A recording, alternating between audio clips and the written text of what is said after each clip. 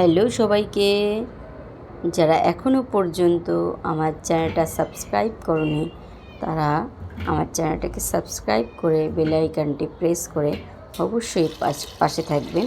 আর আমার চ্যানেলে যারা নতুন সদস্য আছো তাদের অসংখ্য ধন্যবাদ জানাচ্ছি এই ভিডিওটি দেখার জন্য। তো এখানে গাটি কচু দিয়ে আজকে আমি ভাঙন মাছ রান্না করব। তো তার রেসিপিটাই শেয়ার করছি। গাটি কচুকে আমি একটা স্টিম দিয়ে নিয়েছি প্রেশার কুকারে, যেহেতু বড় গাটি, তবে ছোট গাটি হলে কিন্তু স্টিম দেওয়া যাবে না। তো এমনভাবে সেদ্ধ করতেই হবে যে গাটি কচুটা ফেটে বেরিয়ে না যায়।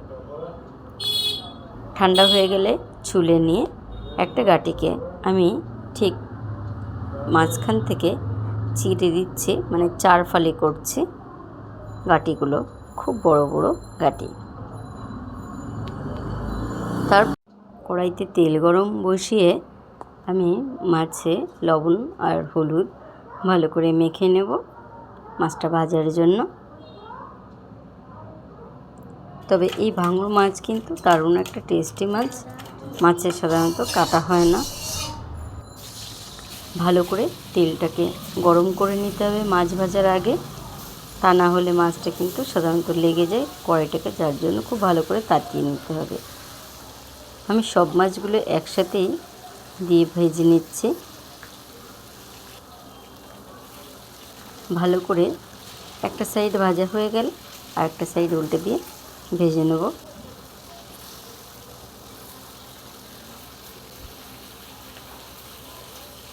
সমস্ত মাছগুলো ভাজা হয়ে গেছে, আমি এবারে তুলে নিচ্ছি মাছগুলো।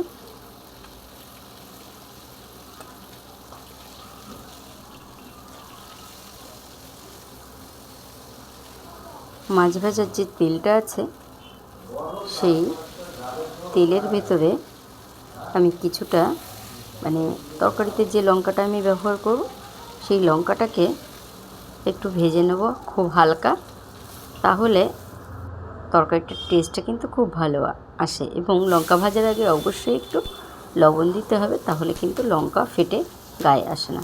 খুব হালকা করে ভেজে নিতে হবে লঙ্কাটা। এইবারে দিয়ে দেবো গাটি কচু, লবণ আর পরিমাণ মতন হলুদ দিয়ে ভাজা করে নিতে হবে। একটু 3-4 মিনিট একটু ভেজে নেব আমি।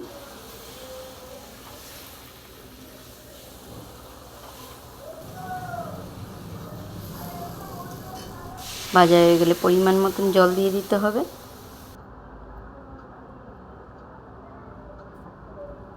একটু ফুটে গেলে মাছের ঝোলটা, মানে 7 থেকে 8 মিনিট ফুটে গেলে আমার সমস্ত মাছগুলো আমি একে একে দিয়ে দিচ্ছি।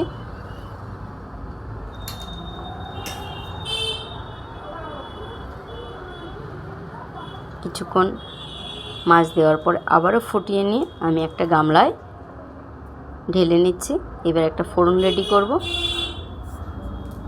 সর্ষের তেল দিয়ে কিছুটা গোটা জিরে ফোড়ন দিয়ে, এই গোটা জিরেগুলো একটু ফুটে উঠলেই, মানে চটপট করে উঠলেই গোটা জিরেকে আমি তুলে নিচ্ছি। তুলে নিয়ে তরকারিটা ঢেলে দিয়েই আমি ঠিক এই ফাঁকে তরকারিটা ফুটতে আমি ভাজা জিরে আর ভাজা লঙ্কাটাকে ভেজে নেব। ভেজে নিয়ে তরকারির সঙ্গে মিশিয়ে দেব।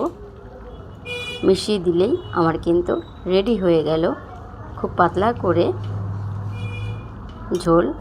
খুব অসাধারণ লাগে, খুব টেস্টি লাগে। তো আপনারা বাড়িতে ট্রাই করে দেখতে পারেন। Tata, bye bye. আবার দেখা হবে অন্য কোনো ভিডিওয়ে।